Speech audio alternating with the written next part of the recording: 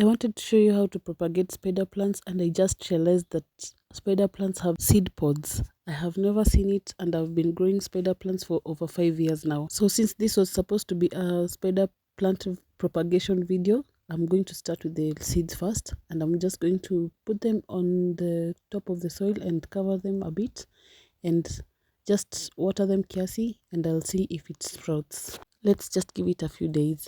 And then the most common one is taking these plantlets. Usually they have small roots forming, and all you need to do is just put it on top of the soil like this, and then just uh, water the soil a bit. And for this, always make sure the soil is moist but not soggy. This is by far the easiest propagation I've ever done, and as you can see, this is one I had put on the soil, and the roots form very fast.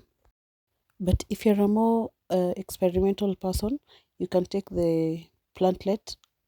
Fun fact, they're called spiderettes, and then you can just place it in water like this, and then just watch the roots form.